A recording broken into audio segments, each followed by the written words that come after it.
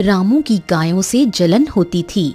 हीरालाल जलन की भावना से माया से बोला, देख माया, रघु की गाय हर मौसम में ढेर सारा दूध देती हैं और ऐसा लगता है कि इसकी कामयाबी हमारे ऊपर हंस रही है और मुझसे ये बर्दाश्त नहीं होता। हाँ जी, और अगर उसकी गाय न रहती तो सारा गांव हमारे दूध पर निर्भर रहता, फिर हम कितने अमीर होते। क्यों न कुछ ऐसा किया जाए कि सांप भी मर जाए और लाठी भी ना टूटे। पर हम करेंगे क्या जी?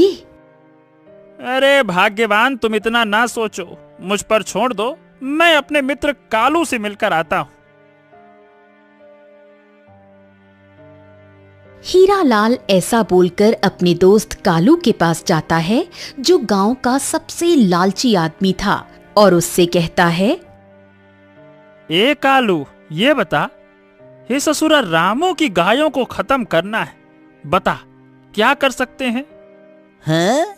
क्या हुआ मेरे दोस्त, ये तू ऐसा क्यों बोल रहा है? तेरा क्या कर दिया उस रामू ने? अरे क्या किया, उसने किया तो कुछ नहीं है, बस मुझे उसकी कामयाबी देख कर ना, क्या कहूं, एकदम अंदर से जल उठता हूं, देखा नहीं जाता। तू तो बस मेरा काम कर, तू बता, तू जो बोलेगा वो मैं तुझे दूंगा, बस मेरा काम कर तू। कालू आंखों को सिकोड़ते हुए कहता है, चिंता मत कर हीरा, एक काम करते हैं, हम दोनों रात में गौशाला में घुसेंगे, थोड़ा सा जहरीला चारा डाल देंगे, उसके बाद दोनों गायों का काम तमाम, सुबह तक खत्म। ऐसा क्या? हाँ ठीक है, चलो दोस्त, फिर कल मिलते हैं।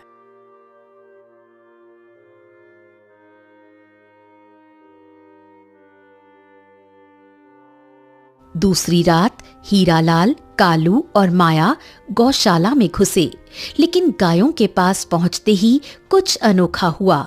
गायें बोलने लगीं, जो दूसरों का अहित चाहता है, उसे अपने कर्मों का फल भुगतना पड़ता है। ये क्या था भाई? ए ससुरा, ये गाय बोलती भी है? कभी ऐसा भी होता है? मैंने तो कहीं ना सुना, लेकिन मुझे लगता है कि अभी समय सही नहीं चल रहा है। चलो भागो माया, चलो कालू, चलो चलो भागो। माया, कालू और हीरा भागने लगे। तभी माया हांफते हुए बोली, ये गाय, ये सच में जादुई है, मैंने आज तक ऐसी बोलने वाली गाय नहीं देखी। तीनों वहां से भागे और हीरालाल के घर पहुंचे, लेकिन उनकी जलन और बढ़ गई। आज तो वो गाय बच गई, लेकिन कब तक, मैं भी देखता हूँ। गांव में रामू का दोस्त श्याम उसका हमदर्द था। वो गांव के लोगों से हीरालाल के लालच के बारे में सुनता ही रहता था। एक दिन शाम रामू के घर आया और रामू से बोला, देख भाई रामू, तेरा पड़ोसी हीरालाल बहुत ही कपटी है। तेरे पिता के जाने के बाद उसकी नजर तेरे गायों पर है, मैं बता रहा हूं पहले ही। ये जरूर कुछ ना कुछ करेगा, अपनी गायों को जरा संभाल के रखना। हाँ श्याम, मुझे भी कुछ अजीब लग रहा है। पिताजी ने कहा था कि ये गायें खास हैं, पर मुझे समझ नहीं आ रहा कि गाय खास हैं क्यों। अरे तू ज्यादा सोच मत, एक काम कर, क्यों ना तू उन गायों के पास जा, शायद तुझे वहीं कोई जवाब मिले। तू सच का पता लगा, है ना? चल मैं चलता हूं। ऐसा बोलकर शाम अपने घर चला गया।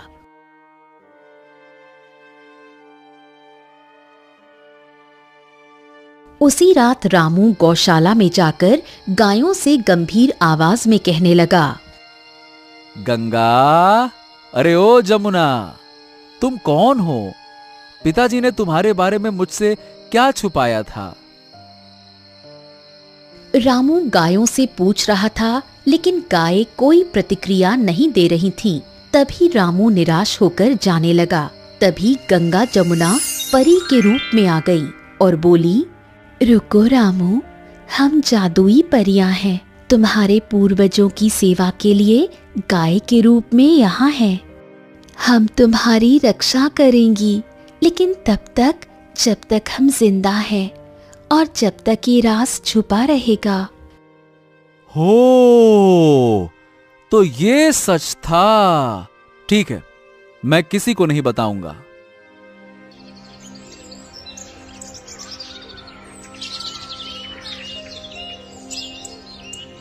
अगली सुबह जब शाम भी रामू के घर आया था, तब रामू ने ये बात सरिता और श्याम को बताई। अजी, ये तो चमत्कार है, लेकिन उस लालची हीरालाल को पता चला तो? अरे कुछ नहीं होगा भाभी जी, हम सब मिलकर इनकी हिफाजत करेंगे, आप निश्चिंत रहिए। हाँ। शाम के ऐसा बोलते ही सभी खुश होकर हंसने लगे और इधर हीरालाल और कालू ने आखिरी योजना बनाई। अरे जहरीला चारा काम नहीं आया तो क्या हुआ, अब हथियार लेकर जाएंगे। हाँ हाँ, और इस बार कोई जादू वादू हमें नहीं रोकेगा। तो फिर चलो, नेक काम में देरी कैसी, आज रात ही खत्म कर देते हैं। काली रात जब गांव सो रहा था, हीरालाल, माया और कालू गौशाला में घुसे। उसी समय रामू को सपनों में गायों की आवाज सुनाई दी। सावधान रामू, खतरा पास है। रामू चौंक कर उठा और बोला, क्या? हाँ, मुझे जाना होगा। उधर हीरालाल गायों को मारकर हंसते हुए कहता है, चलो हो गया काम, अब रामू का क्या होगा। चलो भाग चलते हैं, इससे पहले कि कोई आ जाए। हाँ चलो चलो चलो चलो। वो तीनों लोग भाग गए। तभी रामू गौशाला की ओर भागा, लेकिन तब तक देर हो चुकी थी। हीरालाल और कालू ने गंगा और जमुना को मार डाला। लेकिन तभी गायों के शरीर से रोशनी निकली और दो परियां आसमान में उड़ी। हमारा समय यहाँ खत्म हुआ रामू, लेकिन जो हुआ उसके लिए न्याय होगा। रामू रोते हुए चिल्ला कर बोला, नहीं, गंगा जमुना नहीं। श्याम और सरिता गौशाला पहुंचे। गांव वाले भी रोशनी देखकर जग गए। रामू, ये क्या हुआ? सरिता रोते हुए बोली, हमारी गाय वो परियां थी।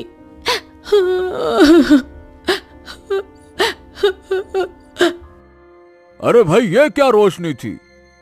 मुझे हीरालाल यहां से भागता दिखा, उसने पक्का कुछ किया होगा। हीरालाल, माया और कालू भाग रहे थे, लेकिन अचानक जमीन कांपी। अरे अरे ये क्या हो रहा है? अरे हमें कोई रोक रहा है। अरे भैया, देखो देखो, ये लोग भाग रहे हैं, पकड़ो इनको, पकड़ो पकड़ो इनको। एक रहस्यमयी शक्ति ने उन्हें रोक दिया। गांव वालों ने उन्हें पकड़ लिया।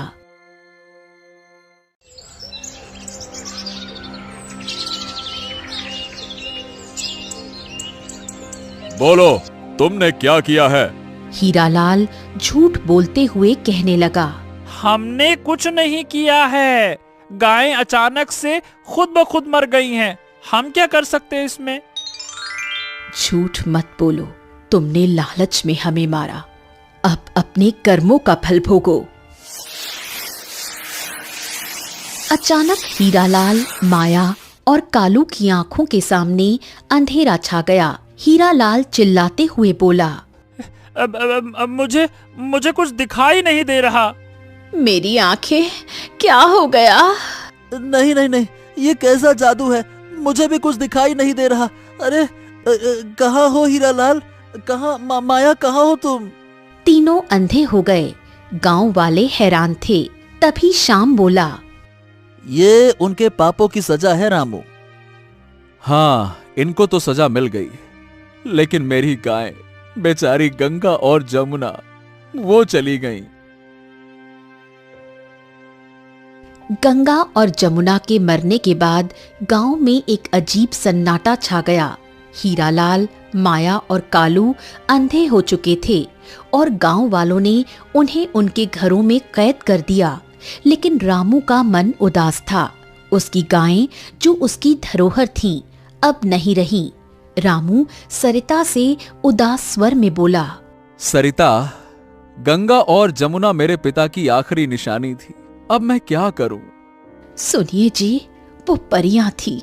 उन्होंने हमें इतना खुशहाल बनाया।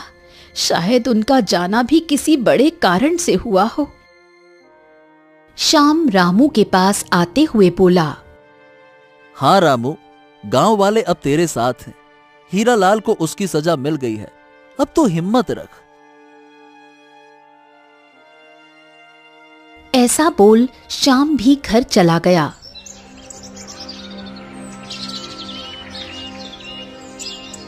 अगली सुबह गांव में एक अनोखी घटना हुई। रामू की गौशाला के पास एक चमकदार पौधा उगाया जहां गंगा और जमुना मरी थीं। उन पौधों से सुनहरी रोशनी निकल रही थी। गांव वाले इसे देखने इकट्ठा हो गए। ये क्या है? अरे कोई चमत्कार है क्या? शायद गंगा और जमुना की आत्माएं अभी भी यही हैं। रामू पौधों की ओर देखते हुए उनके पास जाकर दुखी मन से बोला, ये शायद उसकी निशानी हो सकती है। रामू ने पौधे को छुआ और सुगंध ली। रामू हैरान होकर बोला, देखो, इस पौधे से दूध जैसी खुशबू आ रही है। रामू, ये साधारण पौधा नहीं है। शायद गंगा और जमुना ने ये हमारे लिए छोड़ा हो। उधर हीरालाल के घर में मातम छाया था। अंधे होने के बाद उनकी जिंदगी नर्क बन गई थी। हीरालाल रोते हुए बोला, अरे माया, ये सब मेरे लालच की वजह से हुआ है। अब क्या होगा हमारा? क्या होगा? क्या होगा? सब तुम्हारी गलती है। कालू को साथ क्यों लिया? मैंने तो सिर्फ तुम्हारी बात मानी थी। अब मुझे भी सजा भुगतनी पड़ रही है। क्या कहूं मैं?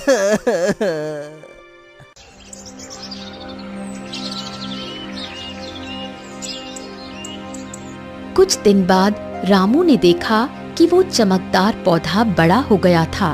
उसमें अब छोटे छोटे फल लगे थे जो दूध की तरह सफेद थे। रामू ने एक फल तोड़ा और उसे चखा। सरिता, श्याम, ये देखो, ये फल, इसमें दूध का स्वाद है। ऐसा दूध जो गंगा और जमुना देती थी। सच में ये तो चमत्कार है। रामू, लगता है गंगा और जमुना ने हमें ये तोहफा दिया है। अब तेरा परिवार फिर से खुशहाल होगा। हाँ। रामू ने उन फलों को गांव वालों में बांटना शुरू किया।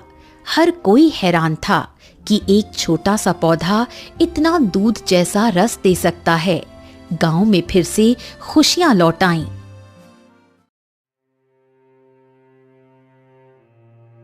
लेकिन एक रात रामू को फिर से सपना आया। रामू, हमारा जादू खत्म नहीं हुआ। वो पौधा हमारा आशीर्वाद है, लेकिन इसे सुरक्षित रखना। हीरालाल का लालच खत्म नहीं हुआ।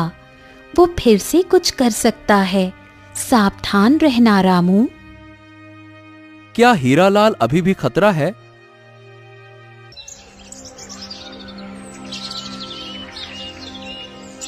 रामू ने सुबह शाम को ये बात बताई। हीरालाल वैसे तो अंधा हो गया है, लेकिन उसका दिमाग तो काम करता है ना। फिर भी हमें चौकन्ना रहना होगा रामू। हाँ, मैं उस पौधे की रखवाली करूंगा। ये मेरी गायों की आखिरी निशानी है। हाँ। इधर हीरालाल के घर में एक नई साजिश चल रही थी। भले ही वो अंधा था, लेकिन उसने एक गांव के लड़के को पैसे का लालच देकर अपने पास बुलाया। सुन छोटू, एक काम कर बेटा, रामू के गौशाले के पास एक पौधा है, जा जा बेटा, उसे उखाड़ कर जला दे, जो मांगेगा वो दूंगा, जा। लेकिन हीरालाल चाचा, गांव वाले कहते हैं वो पौधा जादुई है। जादू वादू कुछ नहीं, तू बस हमारी बात मान, तुझे ढेर सारे पैसे मिलेंगे। छोटू ने पैसे के लालच में हाँ कर दी।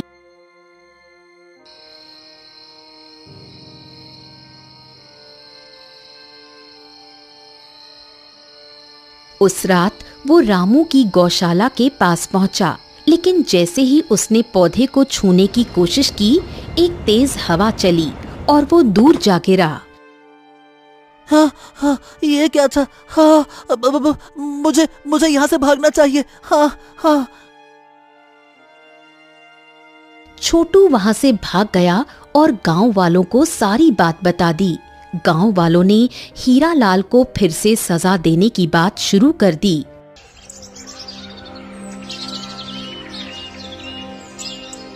हीरालाल, तू सुधरेगा नहीं, अब तुझे गांव से निकालना ही ठीक है। नहीं नहीं नहीं नहीं नहीं, मुझे माफ कर दीजिए, मैं अंधा हूँ, मैं कहाँ जाऊंगा? मैं थोड़ा मेरे बारे में सोचिए। सरपंच गांव वालों से बोला, देखो, हीरालाल ने फिर से रामू को नुकसान पहुंचाने की कोशिश की, अब इसकी सजा तय करनी होगी। हाँ भाई, इसे गांव से निकाल दो। ये अंधा होकर भी शांति नहीं छोड़ रहा है। ये नहीं कि शांति से घर बैठे। लेकिन इसकी पत्नी और कालू का क्या? वो भी तो इसमें शामिल हैं। रामू चुपचाप सब सुन रहा था। उसे गुस्सा भी था, लेकिन वो चाहता था कि गांव में अब शांति रहे।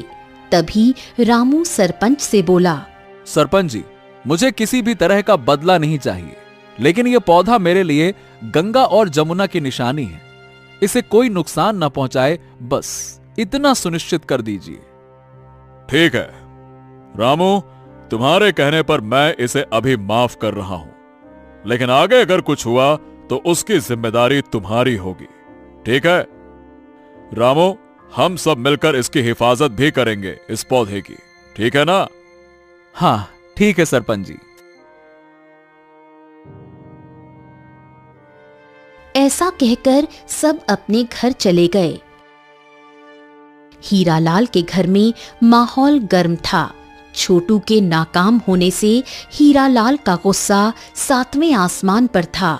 ये छोटू तो निकम्मा निकला मेरे घर से। अब क्या करेंगे, अब क्या करेंगे? तुम्हारी योजनाएं भी बेकार हैं। अब अगर कुछ किया तो गांव वाले हमें गांव से निकाल देंगे। मुझे तो लगता है कि वो पौधा भी जादुई है। हमें उससे दूर रहना चाहिए। अरे तुम लोग फिर से वही जादू बादू। मैं हारा नहीं हूँ, एक आखिरी दांव खेलूंगा मैं। हीरालाल ने अपने भतीजे को, जो पास के गांव में रहता था, एक चिट्ठी भेजी। उसका भतीजा मंगल एक ताकतवर और लालची आदमी था। चिट्ठी मिलते ही मंगल चिट्ठी पढ़ता है। मंगल, मेरे पास आ, रामू का वो जादुई पौधा उखाड़ दे, उसके बदले तुझे जो चाहिए वो दूंगा।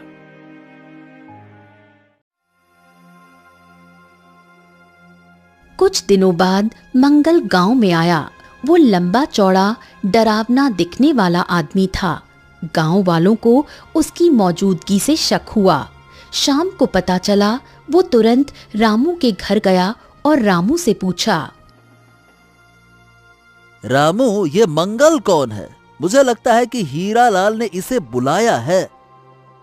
हाँ श्याम, हमें सावधान रहना होगा। वो पौधा अब मेरी जिंदगी का अहम हिस्सा है। वो सुनिए जी, क्या हम गांव वालों को बता दें कि मंगल खतरा हो सकता है? हाँ, ये ठीक रहेगा। रामू ने गांव वालों को इकट्ठा किया और सबको चेतावनी दी। सुनो सब, मंगल हीरालाल का भतीजा है। शायद वो हमारे पौधे को नुकसान पहुंचाने आया हो। हमें मिलकर इसे बचाना है। अरे रामू, तुम चिंता मत करो, हम सब रात दिन पहरा देंगे। हाँ हाँ, अब कोई उस पौधे को हाथ नहीं लगा सकता। हाँ, निश्चिंत रहो। गांव वालों के बीच बातें हुईं और सभी अपने घर चले गए।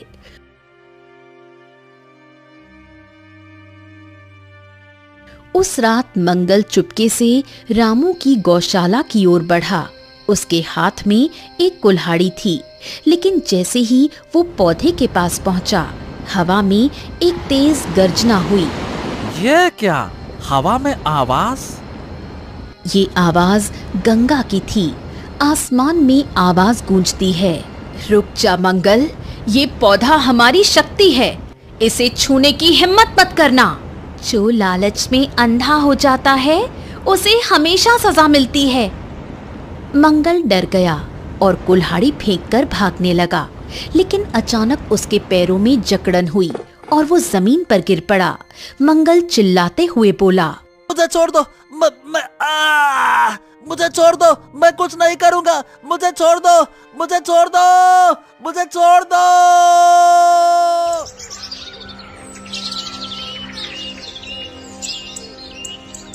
सुबह तक वो वहीं पड़ा रहा और चिल्लाता रहा, मैं कुछ नहीं करूंगा, मुझे छोड़ दो, मुझे छोड़ दो, मुझे छोड़ दो।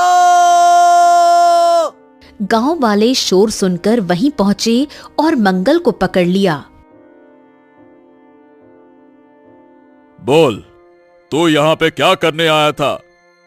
हीरा लाल ने मुझे भेजा था, वो पौधा उखाड़ने के लिए। मुझे माफ कर दो। गांव वालों ने मंगल को वापस उसके गांव भेज दिया और हीरा लाल को आखिरी चेतावनी दी। हाँ, अब बहुत हो गया। हीरा लाल, एक और गलती की तो तुझे और तेरे परिवार को गांव से निकाल देंगे। हीरा लाल रोते हुए बोला, मुझे माफ कर दो, मैं अब कुछ और नहीं करूंगा। मुझे माफ कर दो, मुझे माफ कर दो। रामू का पौधा अब और बड़ा हो गया था। उसके फल पूरे गांव को दूध जैसा रस दे रहे थे। गांव में खुशहाली लौट आई थी, लेकिन एक रात रामू को फिर से सपना आया। रामू, हमारा आशीर्वाद हमेशा तेरे साथ रहेगा, लेकिन ये पौधा सिर्फ शुरुआत है। जल्द ही एक और चमत्कार होगा, तैयार रहना। रामू हड़बड़ा कर उठा और बोला, हाँ, और चमत्कार? ये क्या होगा?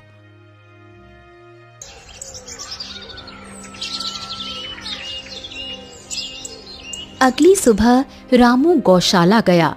उसने देखा कि पौधे के पास दो छोटे पौधे और उगाए थे, एक सफेद और एक काला। ये गंगा और जमुना की तरह है। श्याम हैरानी से बोला, रामू, लगता है कि उनकी शक्ति फिर से लौट रही है। हमारा परिवार फिर से पूरा हो गया। दो नए पौधों के उगने से रामू का दिल खुशी से भर गया। एक पौधा सफेद था जैसे गंगा और दूसरा काला जैसे जमुना। गांव वालों में भी उत्साह था। हर कोई इसे गंगा और जमुना की वापसी मान रहा था। देख सरिता, ये पौधे ठीक वैसे ही हैं जैसे गंगा और जमुना। शायद उनकी आत्माएं फिर से हमारे पास आई हैं। हाँ, तुम सही कह रहे हो। ये हमारे लिए उनका आशीर्वाद है। अब हमारा घर फिर से पूरा हो गया। रामू, ये कोई साधारण बात नहीं। इन पौधों में भी वही जादू हो सकता है। हमें इन्हें संभाल कर रखना होगा, है ना? रामू ने दोनों पौधों को पानी दिया और उनकी देखभाल शुरू कर दी।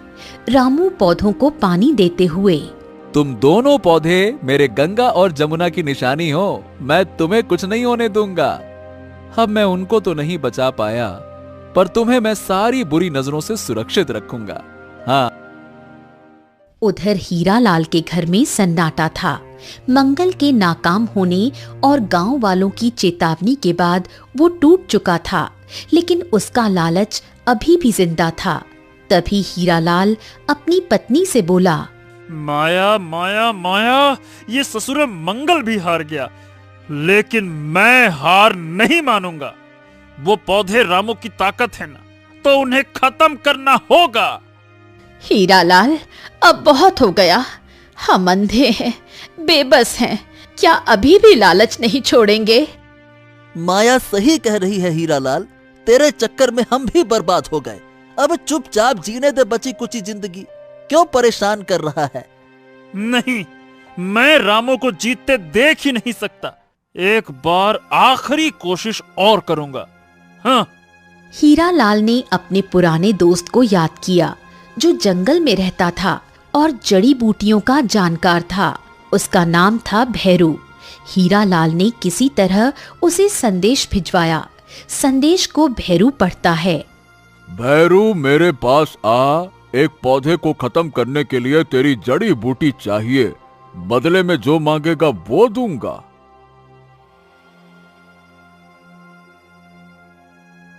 कुछ दिनों बाद भैरू गांव में आया। वो एक रहस्यमयी आदमी था जिसके पास एक छोटी थैली थी जिसमें जहरीली जड़ी बूटियां भरी थीं। गांव वालों को उस पर शक हुआ, लेकिन कोई सबूत नहीं था। शाम को फिर ये बात गांव वालों से पता चली। वो तुरंत रामू के घर गया और उससे पूछने लगा, रामू, अब ये भेरू कौन है? मुझे लगता है कि ये हीरालाल की नई चाल है। वो हार नहीं मान रहा है। ओहो, अब कोई भी आए श्याम, हमें सावधान रहना होगा। हमें रात को खुद गौशाला में पहरा देना होगा। सुनिए जी, आप वहां अकेले मत रहना। मैं और श्याम भी आपके साथ रहेंगे। उस रात रामू, श्याम और सरिता गौशाला के पास छिपकर पहरा देने लगे। आधी रात को भैरू चुपके से वहां पहुंचा। उसके हाथ में एक छोटी शीशी थी जिसमें जहरीला रस भरा था। बस मैं इस रस को पौधे पर डाल दूंगा। सुबह तक सब खत्म। हीरालाल का काम हो जाएगा। हाँ। जैसे ही भैरू ने शीशी खोली, हवा में फिर से सनसनाहट हुई। दो चमकदार आकृतियां प्रकट हुईं, गंगा और जमुना परियों की आकृति। रुक जा भैरू, ये पौधे हमारी शक्ति हैं। इन्हें नुकसान पहुंचाने की तुझे सजा मिलेगी। जो लालच के लिए दूसरों का नाश करता है वो खुद बर्बाद होता है। हाँ, ये क्या? अरे परिया, परिया, मुझे छोड़ दो, मुझे छोड़ दो, मुझे छोड़ दो, मुझे छोड़ दो। भैरू भागने की कोशिश करने लगा, लेकिन उसकी शीशी हाथ से छूटकर जमीन पर गिरी। जहरीला रस उसके पैरों पर फैल गया और वो चिल्लाने लगा, हाँ, मेरे पैर, मेरे पैर, ये क्या जल रहा है? बचाओ, बचाओ मुझे, मुझे बचाओ, बचाओ। रामू, श्याम और सरिता बाहर निकले और उसे देखा। भैरू का पैर काला पड़ गया था। गांव वाले भी शोर सुनकर इकट्ठा हो गए। ये क्या हुआ? तू यहाँ क्या कर रहा था? भैरू रोते हुए सब कुछ तोते की तरह बोलने लगा। हीरालाल ने मुझे भेजा था। वो पौधों को मारना चाहता था। मुझे माफ कर दो, मुझे माफ कर दो। ये हीरालाल कभी नहीं सुधरेगा। अब क्या करे सरपंच जी? अब बहुत हो गया। हीरालाल को गांव से निकालना ही होगा।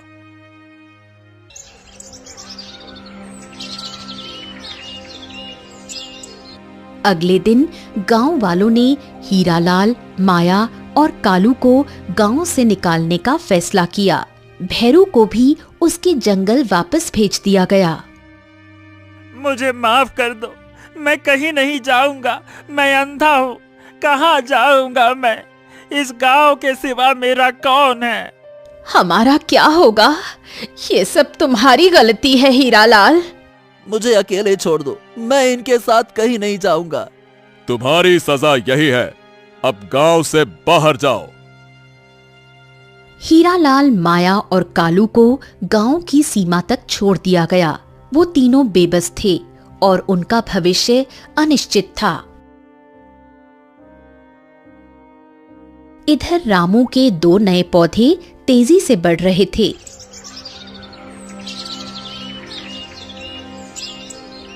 एक दिन सुबह उन पौधों से अचानक 2 छोटी गायें प्रकट हुईं, एक सफेद और एक काली। रामू उठा और पेड़ों को पानी देने गया। वो देखकर हैरान हो गया और अपनी पत्नी को चिल्लाते हुए बोला, सरिता, सरिता ये देखो, गंगा और जमुना है, ये वापस आ गई। सरिता! क्या हुआ जी, चिल्ला क्यों रहे हो? सरिता आई और देखकर खुश हो गई। उसने श्याम को भी आवाज लगाई जो पहले से उसके घर में बैठा था। श्याम जल्दी आओ, देखो ये कैसा चमत्कार है, हमारा परिवार फिर से पूरा हो गया। देखा रामू, अच्छाई की हमेशा जीत होती।